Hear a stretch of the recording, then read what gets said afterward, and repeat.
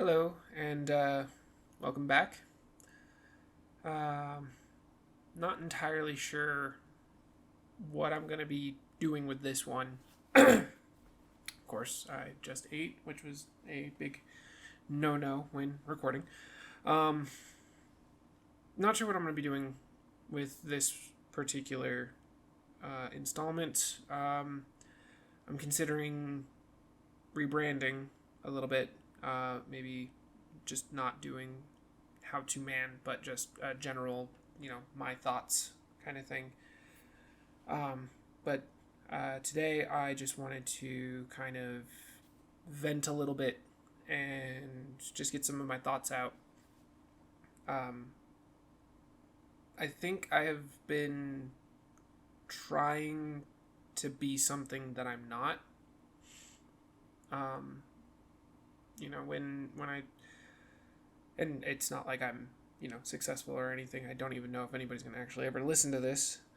Um, but when I was starting, frankly, I had a vague idea of something that would have been interesting and something that I thought would have been helpful. I didn't think it was going to be world changing, but I thought maybe with all the bullshit that's going on today, especially surrounding men, how men are treated, and how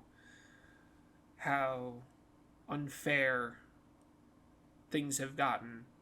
Um, I thought it would be helpful to maybe start a podcast and put my own thoughts and opinions out. But these last few episodes, I have not been feeling. They've been feeling forced, and that's not what I want. Um, it's like I said, it's early on, and so it kind of feels a little bit ridiculous that I'm making an episode just as though like I've been doing this for years, and all of a sudden things are taking a turn. Um, but it's getting frustrating. And I figured I could just kind of vent a little bit and maybe just talk about failure, because ultimately that is what this is. Um, that on Rumble.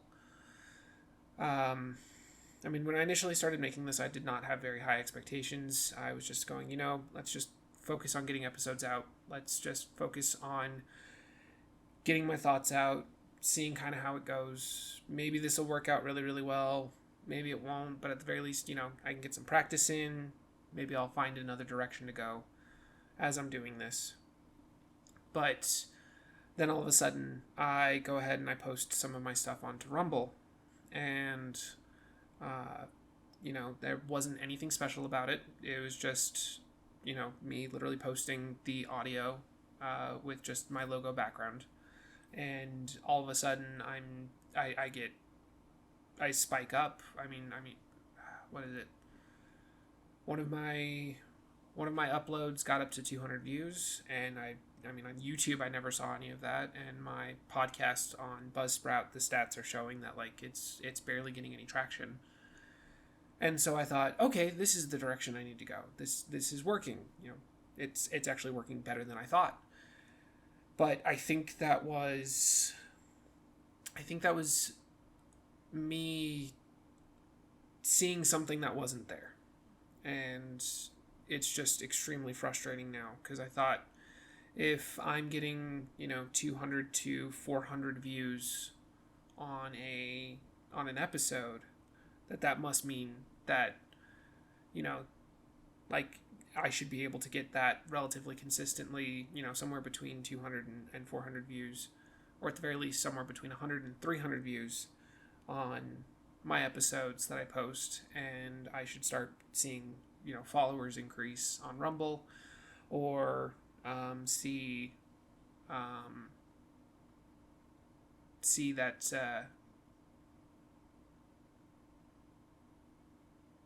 it's resonating, and I should start getting some audience interaction. And it's just ever since my uploads have just not been doing well, and I'm not entirely sure what's going on. So, yeah, my episode on Vikings got 200. My episode on Bloodborne got 400, and it even got a relatively decent like to dislike ratio. Sorry. We're going to cut that out. So, yeah, like, I got 400 views on my Bloodborne episode, and it's got 18 likes, which means people, at least 18 people actually, looked at it and then, actually enjoyed the video I made. And it's like, okay, cool. So cool. This seems to be working. And then after that, like, it's, it dropped down to 100, which was fine. That's roughly the range that I figured I should be able to get consistently. And then my episode on poetry didn't go anywhere, and I actually thought that one was like my best one. My episode on how to make friends doesn't have anything, and then my most recent one is just kind of there. I can't be too harsh on my most recent upload just because I literally just made it, but it's frustrating to see the numbers and go from, oh wow, like I almost cracked 500 within like my first few uploads, to all of a sudden being like, how the hell do I get 100 views? Like that's definitely the wrong direction that I'm going. And it's got me thinking. I'm not gonna lie, it's one of those hurdles that I'm sure everybody goes through when they're trying something new, and to be honest, this is usually where I would just straight up give up. It's frustrating, especially because you're not supposed to compare yourself to others, but I'm seeing other people who are just starting channels on YouTube or on Rumble, and they're actually doing surprisingly well. Goose and a Gander, he only had 64 followers and he was barely getting any views on his accounts, but he started effectively doing the same thing that I was, just in a different direction. He wanted to improve himself, so he was getting into the self-improvement world, and he came up with a strategy that he was going to implement and kind of experiment with. And I figured, okay, this is an interesting thing. He's going in a different direction. He's reaching out to a different side of the issues that men are having. And I'm not sure if it's just because he uploaded a ton of quantity or whatever, but all of a sudden or if he's just been live streaming while I haven't. But he, suddenly jumped up from that 64 to effectively doubling his follower count. I still only have like 5 followers. And that's just on the How to Man channel. My main channel, the main thing that Rumble uses, I still don't fully understand how Rumble works, only has 3 followers. And then my gaming stuff that I occasionally upload also only has like 3, people who dedicatedly followed it, and I don't even know if those are 3 real people or if it just at least one of them is just me, because you following yourself counts, which I find very very odd. Some information that would have been helpful that YouTube has, so, and this is the reason why I'm talking about Rumble and not YouTube, is YouTube tells you also how long people watch your stuff, and there's a couple of my videos on YouTube that have 20 views, but nobody actually sat and watched them. The average view duration is like 11 seconds. So that tells me, okay, well, people are clicking on my video, or it's automatically playing for somebody, so they're seeing it, but they're not interested in it. And that one, with YouTube, I have reasonable expectations. I post something on YouTube, I'm not really expecting to get anything out of it. So if I get something out of it, if I see that, oh, hey, I have like 10-minute average view duration, that means a few people actually watched it all the way through, while most people just clicked off immediately. And it's, that one I have realistic expectations on. But with Rumble, I highly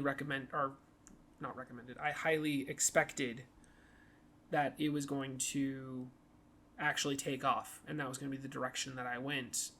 And apparently I misread it, and it's really, really frustrating. So there's that side of things. And then there's the other issue of the fact that my personality, and I don't know if this is ADHD. I've never been diagnosed with it, but I definitely show a lot of the signs from some of the things that I've seen talking about ADHD. It's, they'll talk about some of the symptoms of like you hyper focus on one thing and then you lose interest in it, or if something doesn't interest you at all, it's like pulling teeth just to get you to do it. And those are like symptoms that 100% match with me. It's not like those, watching this thing that was talking about how ADHD, functions in adults and whatnot. It wasn't like listening to your astrology, you're a Libra and you want to be loved, but you're nervous about rejection and stuff, like where it could fit just about anybody. Like this was very specific things that would qualify you for ADHD. And I'm like, wow, that's like 100% lines up. I think there was like maybe 2 things that they mentioned, but they were like really, really small things. And I'm like, this doesn't necessarily mean that you have it if you do this thing, and it doesn't mean you don't have it if you don't have this symptom. And it's like, and they were like super small, almost inconsequential to everything else that they were talking about. So, I think my ADHD, God, one of these days I'll learn English. My ADHD seems to have kicked in, and now I don't really seem interested in doing this podcast, and it's starting to feel like I'm forcing myself to make episodes. And the thing is I enjoy talking about my thoughts and stuff and talking into a mic. And, right now I'm kind of in that zone that Jordan Peterson talks about when you are, doing something new that's novel, but you are pulling from, what you already know, and you get that perfect mix between chaos and order. And that's when you finally are in that groove, you're in that zone where you crank out stuff. And to be honest, I'm feeling that right now. But at the same time, I don't want to just talk into a mic and not have somebody on the other end. And that's where I get frustrated. I don't like feeling like I'm wasting my time, which is ironic because of the fear of wasting my time. I usually end up wasting more time because I'm not going to do something if I feel like it's a waste of time. So I'll waste time elsewhere. But it's just frustrating that I'm putting this work in. I don't know if it's just because I'm not putting in the right amount of work. I don't know if it's just the quality of work that I'm putting in is just crap. It could be a combination of both. But it feels like I'm putting in a decent chunk of work, and it's just not resonating with anybody. So I'm trying to figure out the best strategy to go. And I just don't know what I'm doing. That's ultimately what it comes down to. So I think I mentioned a couple times earlier, brain is kind of all over the place. And I kind of just decided I was going to make an episode where I just ramble. Hence, I didn't do my normal opening. There's probably not going to be any music on this episode. Because I honestly don't know if this counts as a How to Man episode or if this just counts as, me whinging. But I did want to talk about failure. I do want to try to make sure that every time I upload something, there's actually something of value beyond just me talking into a mic for, an hour or so. So, a few things that I have learned from failure, because this is not the first time I've tried a podcast. This is not the first time I've tried to do something content creation-wise. I actually was trying to get a YouTube channel running, while I was still in high school. I actually think I started as early as 8th grade, so even before high school. I actually put out some I actually think I put out some relatively decent content, despite the fact that I didn't know what I was doing then, and I still don't know what I'm doing now. But I was never consistent enough with uploading. So that would be like the first failure. I tried to put myself in front of a camera. I even tried to do that before I recorded this. I was getting stuff set up, and I can't get myself in front of a camera. So I think the direction that I need to go is effectively anonymous. It's not like I'm not going to have a face reveal or anything, just I'm not comfortable with the way that I look all the time. And on top of that, speaking into a microphone is easier because I don't have the eyes on me. It's just my voice. I mean, I hate my voice too. It's fucking annoying. It's randomly high pitched than what I hear in my head, and I mean, I've been mistaken for a woman several times over the phone, so my voice is annoying as all hell. So when it comes to being on camera, I'm not entirely sure how I should act. I think I've done drama before, and I've been on stage. And when you're in a play, the feedback is immediate because the audience is right there. And two, you're not going off of your ideas of how you should be acting. You're going off of direction. The director's going to tell you how to stand. The director's going to tell you how to deliver your lines. The director is going to tell you how you're going to walk, where you're going to walk, and what your cues are. So everything is super structured in a play, where when I'm making my own videos, I'm the director, but I'm also the main actor, and I don't have the audience feedback immediately to be able to know if I'm saying something right or whatnot. However, when I don't have the eyes on me and it's just my voice, it's a little bit easier for me to just talk and whatnot, because now I'm not feeling as self-conscious. So I find that very interesting. I guess I'm not talking about failure, just talking about kind of like my journey up to this point. Effectively like a therapy session. But I guess what I was originally getting at before I got off topic was, when it comes to failure is the greatest teacher. I do believe that wholeheartedly. I have failed so much in my life, to the point where there's been a few times I've hit that low of just feeling like nothing's ever going to work out. And it's frustrating. I mean, right now, partially, like I said, I'm feeling very much in the zone right now. I actually feel like this is authentic. I feel like this is probably the direction that I should be going in with my work, but at the same time, there's a voice going on kind of in the back of my head that's telling me that this isn't going to work, and this is just a waste of time. And I don't know. But I've tried a lot of different things. I've had more jobs than I probably should have by my age. I think most people by my age, if they've had multiple jobs, they've had like maybe 5, and that's counting like summer camp work or working at the rec center pool or something when they were like in high school or something, just something to like make money over the summer. And I didn't have a job until I turned 18, after high school. My first job was at H&M, and then after I spent a year and a half there, I left, and I barely spent any time beyond 6 months at a job.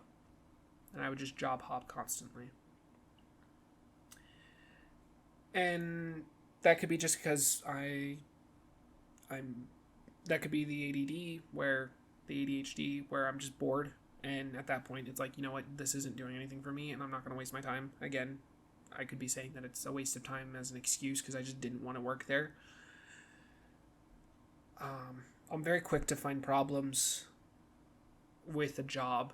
The first 2 weeks are usually pretty good, and then after that, it's just everything about the job sucks, and I don't even know why I took it in the first place. I've had some decent jobs. After I got my CDL working as a bus driver, that was shortly after leaving H&M, because I was actually I think I started working at H&M technically at 18, but I was turning 19 like in a month. And then I worked there for a year and a half, which would then put me just before 21. And then I attempted to do a different job. Turned out it was a multi-level marketing, a pyramid scheme. I got out of that real quick. Never got paid for it, by the way. I was supposed to have gotten paid, and I just never saw the money, which I find hilarious. I only worked there for a week. And then I think after about 3 months or so, I started as a bus driver. They paid for me to get my CDL, Class B CDL. But basically it made it to where like I could take any job moving a large box truck. Did that for about 6 months. Enjoyed driving the bus. That was awesome. But I hated the passengers, and I hated the schedule. A lot of it was split shift, so I would work for maybe an hour and a half on the first shift, and then I'd have to wait 30 minutes, and then I'd have to work the rest of my 8-hour shift into the evening. There was a couple of split shifts I did where I would start really early, and then I would finish really late, and I'd have a 3-hour gap in the middle. And for whatever reason, they thought that was acceptable. That literally doesn't make any sense to me, because that effectively made my work day like over 14 hours with a 3-hour gap, 4-hour gap or something in the middle. And the thing is I never got out of work mode. Like, it literally became all I did was work and sleep. And then I left that. I went and worked at a produce delivery company for restaurants, so it was like big, large quantities and stuff. And then that one I would actually say was a decent job. I probably should have stayed at that one, but within 3 months I quit that one because the work schedule and the amount that I felt like I was getting my ass kicked was really high. And like, the first day on the job, I actually got injured. Had to kind of deal with a workman injury situation. And then after that, eventually they let me go on my own, which was fine. I wasn't the quickest, but I was also like brand new, so they weren't entirely surprised. I did get everything done. I got my whole delivery schedule done anyway. I just was usually the last one back. And then one day I was told, hey, there's not enough on your route that we had originally had you planned for tomorrow. We're going to have you as an extra. You're going to be able to come in at 9. And the thing is when I started working there and I started working regularly, I had to be at the warehouse starting anywhere between 1 a.m. and 3 a.m. So I was like, cool, I can actually sleep in. So I stayed up until 10 and thought, hey, cool, I can actually get stay up until 10, wake up at 6 a.m. That's effectively sleeping in 3 hours. Get dressed, and then I can head out by 8 and get there by 9, and everything will be fine. And I got a call after staying up until 10. I got a call at midnight telling me I needed to be in at 1 a.m. or 1:30 because somebody called out. And that was like my first big clue of like, oh, this is not going to work, because I do not like the idea of being on call. I don't like the idea of being on call, and that, I could have decided to, go out drinking that night because I thought I didn't have to be in until 9, so everything would have been fine, and then have to come in, like, also partially drunk because, the alcohol didn't wear off yet. And if I would have said no, that just wouldn't have helped. That wouldn't have worked for anybody. That only happened once. I think there was a couple times I was put on as a extra, because that's what it was, but nobody called out, so I got to come in late, which was nice. And then And then finally, I actually got through my route quickly. And with CDLs, for those that don't know, legally, a company can only work you 14 and a half hours.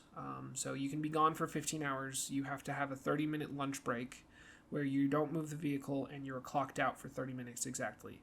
And then you have to have two 15-minute breaks if you're doing like the full day. Those ones you can be clocked in, but you can't move the vehicle for 15 minutes. And that's to prevent, your employees from getting prevent your employees from getting overworked, and to make sure that everybody is staying awake and that everybody's being safe. I was typically pulling in roughly 12 to 13 hour days before I'd finished. And then finally, I actually got finished in about 9.5 hours. And I felt great. I was like, cool, I actually have the afternoon to myself. I started at 3 a.m. I got done by like noon. And I was like, cool, I have the rest of the afternoon. Like, I can actually go and do stuff and sit and relax and then go to bed at like 6. Because, I had to wake up early the next day. And as soon as I got back, they immediately assigned me other work. And I was like, what do you mean? And they're like, well, no, you're still on the job. We need you to go do other stuff. And that's when I was like, no, I'm not doing this. And I was like, I'm putting in my 2 weeks because, I'm not a workaholic. In fact, I am very much work adverse. It's, I work because I have to, not because I want to. If I could get away with not actually having to do any physical labor or having to go to a job, I would do that. But, that was definitely something where I was like, I'm not, one of my rewards on a job site is if I have a set amount of stuff to do, if I can get that done faster and go home early, that's a bonus for me. Yeah, if I'm paid by the hour, that technically hurts me in the long run. But you know what? That means that I have more time in the afternoons to just sit and relax, and and to know that I got stuff done. And it was, that was just kind of like a kind of a slap to the face, because I finally got done. I'd been up since 3 a.m. I'm exhausted. It's physical labor because potatoes aren't light, and a lot of these areas that I'd have to deliver to, not every restaurant is set up to handle deliveries, especially if you're like doing anything. Excuse me. Especially if you're doing anything in like the city, you're busting your ass. You're going up and down stairs with heavy things. They want you to carry they want you to do like these massive deliveries in like one trip. So like they want you to just load up on the dolly, and it's like, that's unsafe, and that's probably going to end up taking longer because I'm going to spill things. I can't tell you how many times I dropped like cherry tomatoes or anything and just, had them spread out everywhere. I had some real bad days on that job. And then, they wanted me to work more. And I'm like, on one hand, that is a compliment. It's like, cool, you're reliable enough that they want you to work extra hours. But on the other hand, it's like, no, I want to be done. I want to come in, pay my due, and then leave.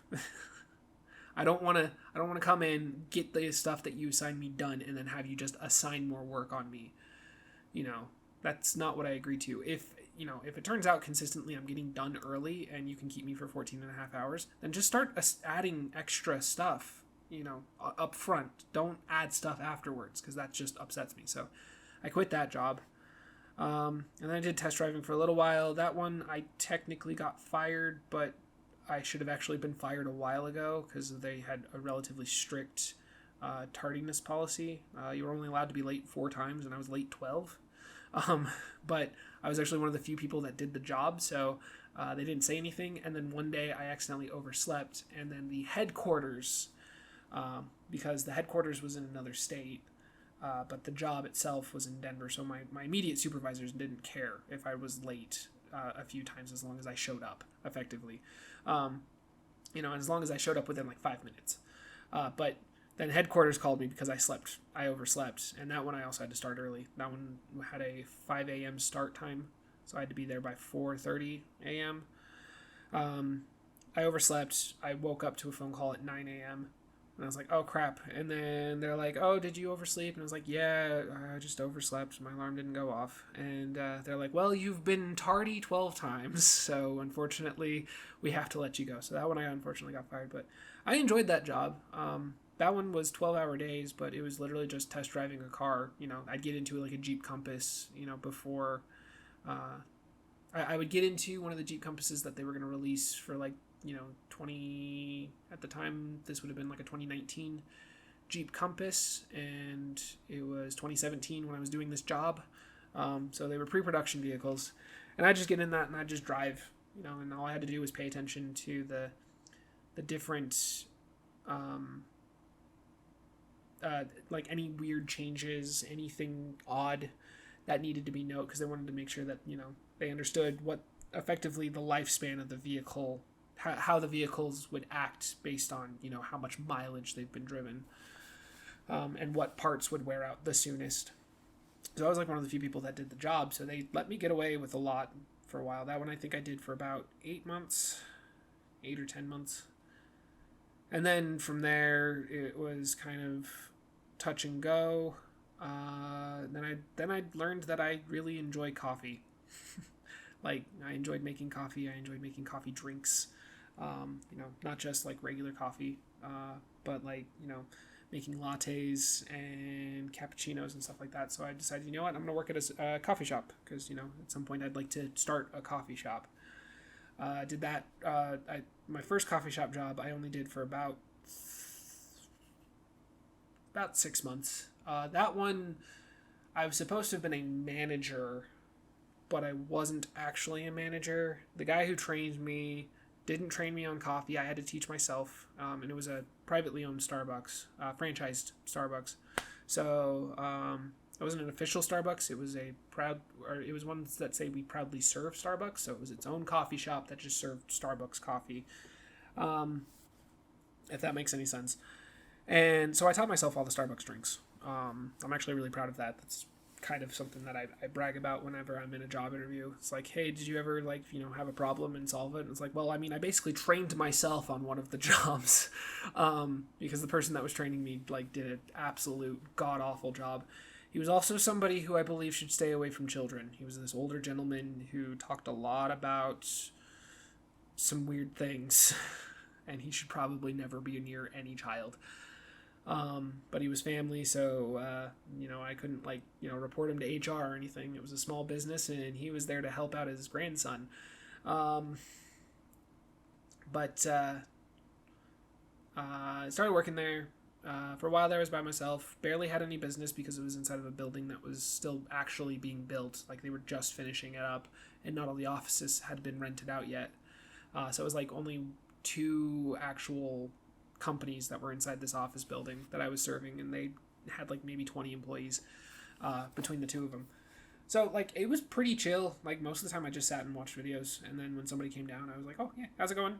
Just kept everything clean and made stuff and whatnot. It was pretty chill. And then I started getting help, and one of the people that helped was really, really nice, but she was extremely pregnant, so she had to leave relatively shortly after helping me out. She was cool. I enjoyed working with her. Then there was this other guy who I had never actually thought I would say, I wish this person was dead, and imagine myself actually being the person to execute that wish. He got on my nerves. Like, just every single, like, just looking at him pissed me off. He was absolutely frustrating. Apparently he was the real manager's son, so there was no way I could get him fired. And he threatened to have his mom get me fired multiple times. There was a few times I just straight up was like, I'm about to punch you in the fucking face. Like, I was so fucking pissed. Eventually I quit that job because I couldn't handle it anymore. Like, I was like, I'm going to go to prison for murder if I don't leave. So I left that job. Then I worked at an actual chain. It's a local chain of Dasbog, and that one I actually stayed for more than a year. That one I almost did 2 years at that job, and I enjoyed it. But I left that one. Got a job as a delivery guy again. Did that for like 6 months. Then got a job as I've worked so many jobs. I guess I don't need to continue listing them. My last two jobs. The one that I just recently quit. That one is because I'm moving. I didn't want to keep grabbing trash and throwing it into the back of my truck. My truck is really, really nice. I get compliments on my truck. I don't like the fact that my truck smells like trash all the time. But that one wasn't bad. I mean, technically, especially with the position that I'm in now, if we weren't moving, I probably would still be working there. But not to mention the fact that my truck has technically got a recall on it that is kind of sketchy.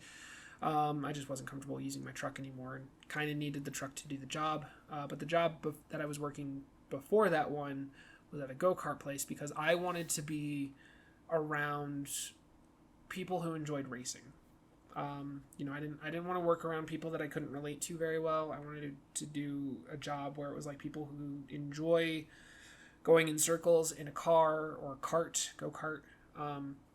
People who enjoy Formula One or, NASCAR, just some sort of motorsport kind of thing, and hang out with them. And so I went ahead and I got a job at Unzer, which was this company that was like a local go-kart place. They've changed their name since, I think it's Podium Racing now. But if you're in Colorado, you know it. It's, right off of I-25 and 36. I started working there for a little while. It was a very, very short stint, because not as short as that multi-level marketing job that I did, because that one was literally just a week, and I was like, I'm done. I'm not doing this anymore. That one I was working. I got a job there. Turned out I was working with almost exclusively high school kids, which I was like, this is weird. Like, I'm literally 10 years older than almost all of you. One of the guys there, he's like, hey, you're older, and we would really like you to, if you show that you got good work ethic and you're reliable, we could totally promote you real quick to a manager, because we don't want to promote any of these kids to managers. And I'm like, that's weird. You should be focused on promoting whoever's best for the job. I literally just started, and you're already talking about promoting me to a manager position. I'm pretty sure that's not going to go over well. But that one got annoying real fast. They always wanted you to be cleaning and whatnot, and keeping a clean workspace, especially in a customer service position, that makes sense. You don't want customers to come in thinking that you're not put together. You want customers thinking, this is nice. This is a nice place. They keep everything clean. Everything looks nice. It makes them feel more comfortable and trust in your professional ability. You want to look professional. So I get that, but there's a certain point when things are clean and there's nothing else you can do. And the reasoning behind wanting to keep you cleaning things was so that way you would look busy, and that would make people think, oh wow, these people really know what they're doing. And there's a difference between looking busy and looking attentive. If I look busy, nobody's going to want to talk to me because they don't want to interrupt me. If I look attentive, then they'll come up to me and ask me a question, and I can look attentive while talking with my coworkers. Again, who I was 10 years older than and were frankly very annoying. They would constantly bring their own high school trauma and talk about how oh, I didn't study for this exam, or oh, I'm so nervous about who's going to ask me to the prom. And I'm like, I'm worried about paying bills. I honestly do not care about your little petty squabbles. I'm worried about whether or not my car is going to make it to next week. So I was working for them, and then one time I had to call out because my dogs were sick. They were throwing up at midnight, and I say dogs. Dog was sick. She was throwing up at midnight. I was concerned that she wasn't going to make it, or at the very least I was concerned that she was really, really sick, that she needed a vet, because she was very, very young. She was a puppy. And at the time, my wife needed to go in for work because she needed to make up some hours because she took a day off earlier in the week. So she needed to go into work, which meant somebody had to be home with her. So I called out, and I called out at like 2 a.m. And I got a message, about 30 minutes later saying, no, you can't call out because there's only one person that's opening with you. And I was supposed to be opening the shift on that Saturday. And I was like, I'm not coming in. I have to take care of my dog. I'm not asking if I can call out. Because the thing is like, they didn't care why you were calling out. If you called out, you had to have somebody take your shift. Like, there was no way that they could allow somebody to just call out and then call somebody else in. So they're like, there's no way you can get somebody to cover the shift for you. Like, so you have to come in, and I don't care about your dog, kind of thing. And I was like, no, that's not how this works. I'm calling out because I have to call out, not because I don't want to come into work today. I'm not requesting that I stay home today. I'm telling you I have to. And so I had Sunday off, so I had the whole weekend to myself. Turned out my dog wasn't that sick, but it was a little scary. At night, she eventually kind of started to look a little bit better, roughly by about noon that day. But I was keeping an eye on her, and if things weren't improving, she was definitely going to the emergency vet. I think she threw up like 3 more times after that. And then she kind of, stopped. But it was a little bit nerve-wracking. And then I go in on Monday, and I get called in by the manager, one of the managers, not the one that originally was upset with me, who was my direct manager, but another department's manager. But the one that I was working under was off that day. And he goes ahead and talks to me, and he's like, well, I've been getting reports that you're somebody who doesn't want to work, because you constantly say, hey, can I go home early? And I'm like, no, I've only done that once, and that was because we were so slow. It didn't make sense to have 8 people here doing nothing. I figured, and almost everybody that I was working with is constantly complaining about the fact that they need the job in order to, pay for their car or to help save up for college and stuff like that. And, at the time, my wife was making the majority of the money. I didn't need the job, so I didn't need the hours. I was like, hey, I can go home, and then everybody can technically make more money. And everybody can make their hourly wage, and then you guys make a profit because you are not paying me for the whole time that I'm there. You're paying me slightly less because I worked slightly less. That it makes sense to me. H&M did it. Several of my other retail jobs did that, where if we were really slow, they'd send people home. And then he's like, oh, and then you called out, which is unacceptable. Well, we're going to put you on this plan to kind of reform you. It's not technically what they said, but that's the idea behind it. We're going to put you on this plan to help you turn this around and become a success at this company. It's going to be a 90-day plan. You're going to do this for 30 days, then this for 30 days, and then this for 30 days. And if you just sign here, that'll be, then we can go ahead and get this started. And I'm like, no, I'm not signing anything. Frankly, I just don't think that this is working out. This job's been kind of frustrating. I don't think I fit in very well. And then on top of that, I'm not exactly happy with working with a company that is going to hold it against me for wanting to take care of my dogs. So I think I'm just gonna go ahead and leave. And I was very, very nice, and they turned around and was like, wow, that's really unprofessional. You get one warning, and you're just like, no, I quit. And I'm like, actually, I think I'm being quite professional in this situation. But yeah, that was absolutely frustrating, and I just quit my job that day. So anyway, the fact that I've gone through so many jobs says more about me than the jobs that I've worked. A few of the jobs I could probably say weren't, I left and it wasn't my fault. I jumped ship because I saw the ship was sinking.